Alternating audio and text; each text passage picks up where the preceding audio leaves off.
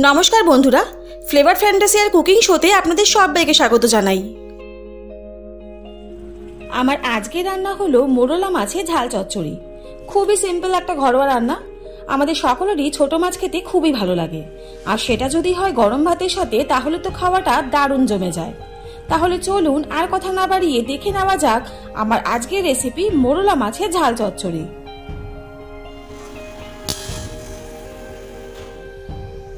এই রান্নাটা করার জন্য এখানে নিয়ে নিয়েছি 300 গ্রামের মতন মোরলা মাছ, আর মোরলা মাছটাকে কেটে পরিষ্কার করে ধুয়ে নিয়েছি। প্রথমে কড়াইতে প্রায় হাফ কাপের মতন সর্ষে তেল নিয়ে নিলাম, যেটাতে মাছ ভাজা এবং রান্না দুটোই হয়ে যাবে। সর্ষের তেলটা খুব ভালো করে গরম হয়ে গেলে গ্যাসের ফ্লেম লো করে মোরলা মাছটাকে এবার তেলের মধ্যে ছেড়ে দিতে হবে। দিয়ে দিচ্ছি পরিমাণ মতন লবণ এবং হাফ টিস্পুনের মতন হলুদ গুঁড়ো। নুন আর হলুদ দিয়ে গ্যাসের ফ্লেম লো করে মোরলা মাছটাকে প্রায় 4 থেকে 5 মিনিটের মতন ভেজে নিতে হবে। গ্যাসের ফ্লেম মিডিয়াম রেখে মোরলা মাছটাকে খুব হালকা করে ভেজে নিতে হবে। দেখুন, মোরলা মাছের একটা সাইড খুব ভালো করে ভাজা হয়ে গেছে। এবারে আমি খুব হালকা হাতে মাছের উল্টো দিকটাও ভেজে নেব। দেখুন, মোরলা মাছটা খুব ভালো করে ভাজা হয়ে গেছে। এবারে আমি কড়াই থেকে মোরলা মাছটাকে নামিয়ে নেব।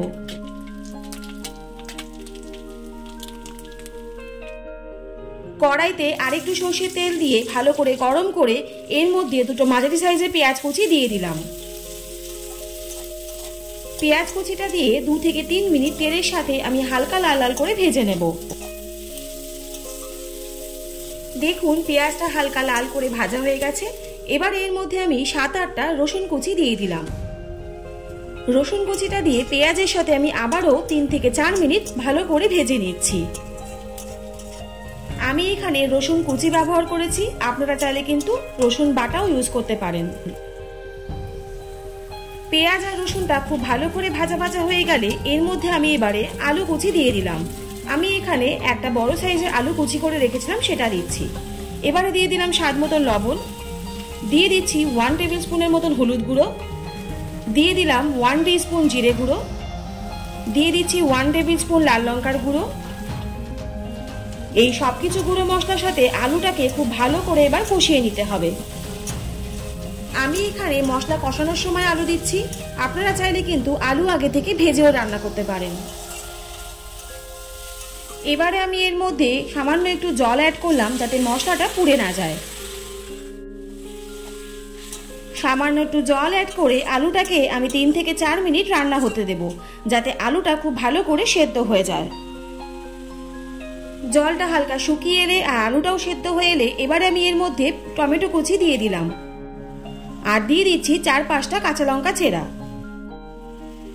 আবারও সবকিছু খুব ভালো করে মিশিয়ে আলুটাকে আমি মশলার সাথে আর টমেটোর সাথে প্রায় 3 থেকে 4 মিনিট খুব ভালো করে কষিয়ে নেব। দেখুন, মশলাটা খুব ভালো করে কষানো হয়ে গেছে, আলুটাও কিন্তু ভাজা ভাজা হয়ে গেছে। এবার আমি এর মধ্যে প্রায় 2 কাপের মতন জল অ্যাড করছি।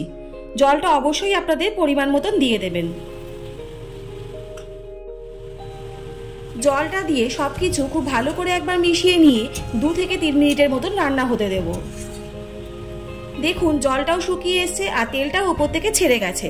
এবার আমি এর মধ্যে ভেজে রাখা মোরলা মাছগুলো দিয়ে দিলাম।